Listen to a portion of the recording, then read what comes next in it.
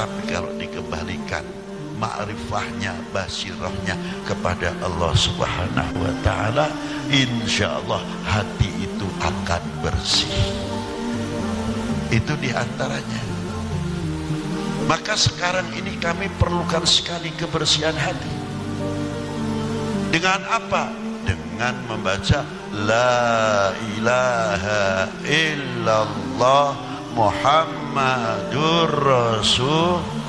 Kalau kita sudah illallah, la ilaha illallah, la ilaha illallah, mata kita dhaif, terkecuali yang tidak dhaif, la ilaha illallah. Telinga kita dhaif, tambah jauh pendengarannya kurang. Yang tidak memerlukan telinga tapi maha mendengar, la ilaha illallah.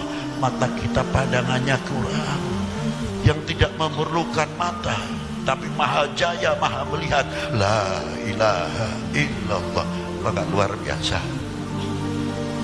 Ini kita mulai kenal, mulai mengenal, mulai kenal. Lama-lama kita dikenal oleh Allah Subhanahu wa ta'ala. Kalau sudah kebiasaan kita merasa dilihat dan didengar oleh Allah Ta'ala, tutur kata kita, lisan kita pasti insya Allah akan terjaga, karena kita selalu melihat kebesaran Allah Subhanahu wa ta'ala. Cerminnya siapa untuk mengenal kepada Allah? Cerminnya adalah baginda Nabi Sallallahu Alaihi Wasallam, hamba Allah yang paling bertakwa. Inna akramakum indallahi atqakum. Siapa yang paling atqa? Jangan ini dijadikan dalil, mau ngelamar anaknya orang ditolak terus inna akramakum indallahi atqakum. Lucu benar.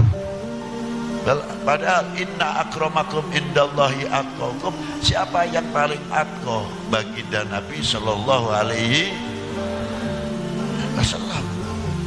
Nah, kalau kita ingin atqa, ya ittiba bin Nabi Sallallahu Alaihi Wasallam sesuai dengan ayat qul in kuntum tuhibbunallah fattabi'uni yuhbib.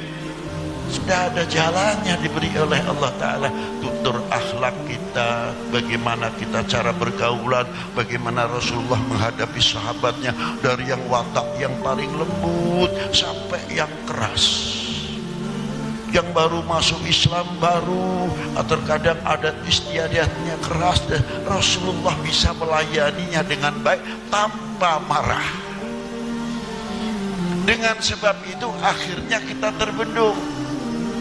Kalau kita sekarang, kalau bangsa ini kita makrifatnya kuat, basirahnya kuat, insya Allah walaupun beda pilihan, walaupun beda baju, apalagi tahun sekarang katanya tahun apa itu namanya, tahun saya khawatir kalau tahun politik itu. Apa kekhawatiran kita? Oknum politik bisa saja menghalalkan segala, itu namanya politik, tapi oknum loh.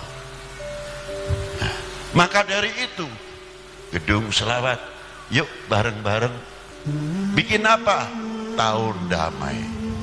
Setuju?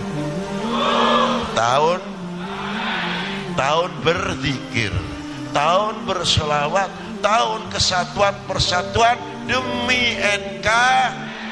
Aman kalau bisa begitu. Silahkan tahun politik berjalan, tapi tahun damai sebagai pendamping, mengawal terus, sehingga kelihatan kita bangsa Indonesia yang mempunyai kultur yang luar biasa.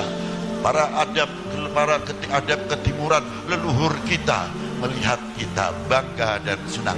Ternyata bangsa Indonesia berapa kali pemilu keintelektualnya semakin maju, akhlaknya semakin baik dan lain sebagainya. Nanti kalau ramai-ramai kampanye, jangan sampai antar kita itu kena hoa.